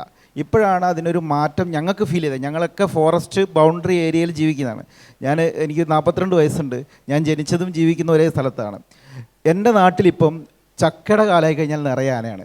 എല്ലാ പ്ലാവിലും വന്ന് ചക്ക ആനയിടും.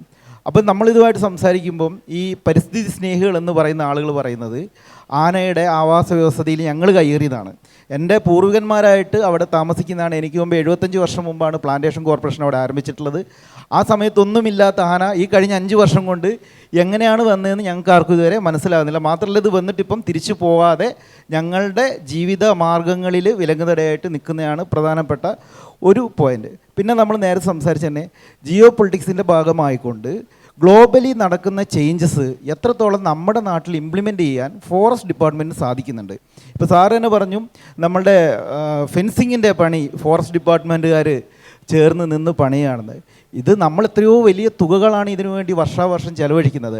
അതൊരു വളരെ കൃത്യമായ സയൻറ്റിഫിക്കൽ മെത്തേഡിൽ അത് പ്രോപ്പറായിട്ട് ചെലവഴിക്കപ്പെടുന്നുണ്ടോ എന്നുള്ളത് ഫോറസ്റ്റ് ഡിപ്പാർട്ട്മെൻറ്റ് അതിനെ എങ്ങനെയാണ് അതിനെ വിലയിരുത്തുന്നതെന്ന് ഞങ്ങൾക്ക് മനസ്സിലായിട്ടില്ല. ഞങ്ങളിത് കാണുന്ന ആളുകളായതുകൊണ്ടാണ് ഞാൻ ഇത്രയും കൃത്യമായിട്ട് ചോദിക്കുന്നത്.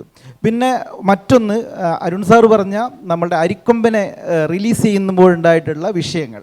ഇതേ അരിക്കൊമ്പനെ തമിഴ്നാട്ടിൽ കൊണ്ടുപോയപ്പോൾ അവിടെ ഒരു മനുഷ്യനില്ല. ഈ കേരളത്തിൽ സംഭവിക്കുന്നത്, കേരളത്തിലെ കാടും നഗരവും ഗ്രാമവും എല്ലാം ഒരേപോലെയാണ്. മനുഷ്യരെല്ലാവരും ഒരേപോലെ എല്ലാ മേഖലകളിലും നിലനിൽക്കുന്ന ഒരു നാടാണ് കേരളം. അപ്പോൾ കേരളത്തിൽ ഇത്തരത്തിലുള്ള ചെറിയ ഇഷ്യൂസ് വരെ വലിയ വാർത്തകളായിട്ട് മാറുന്നു. അതിൻ്റെ ക്യൂരിയോസിറ്റി കൊണ്ട് ജനങ്ങൾ അടുത്തുകൂടുന്നു. പക്ഷേ ആ ക്യൂരിയോസിറ്റിയും ജനങ്ങൾ അടുത്തുകൂടുന്നതിനും ഡിപ്പാർട്ട്മെൻറ്റ് തലത്തിൽ നമ്മളെ പ്രാദേശിക ഭരണകൂടങ്ങളുമായി ചേർന്നുകൊണ്ട് സഹകരിച്ച് പ്രവർത്തിക്കാനുള്ള ഒരു നിർദ്ദേശങ്ങളോ പ്രവർത്തനങ്ങളോ ഒന്നും ഫോറസ്റ്റ് ഡിപ്പാർട്ട്മെൻറ്റിൻ്റെ ഭാഗത്തു നിന്ന് ഉണ്ടാവാറില്ല.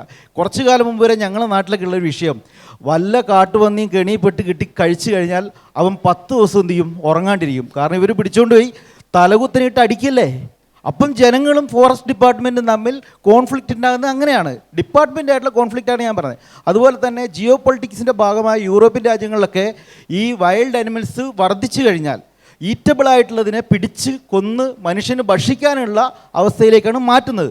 നമ്മളെ നാട്ടിൽ ഒരു പന്നീനെ വെടിവെച്ച് പിടിക്കാൻ 1000 രൂപ കൊടുക്കുന്നു, അതിനെ മണ്ണെണ്ണ ഒഴിച്ച് കത്തിക്കാൻ 2000 രൂപ കൊടുക്കുന്നു. ഇതേ പന്നിയിറച്ചി പുറത്തു പോയിട്ട് വാങ്ങിക്കണമെങ്കിൽ 5000 രൂപയുടെ മേലെ മനുഷ്യൻ ചെലവഴിക്കണം. ഈ പിടിക്കുന്ന പന്നികളെ മനുഷ്യന് ഭക്ഷിക്കാൻ തരത്തിൽ ഫോറസ്റ്റ് ഡിപ്പാർട്ട്മെൻറ്റിനെ മാറ്റിയാൽ ഈ പിടിക്കുന്നതിനുള്ള ചിലവുകളും അതിനകത്ത് റെഡ്യൂസ് ചെയ്യപ്പെടുന്നതാണ്.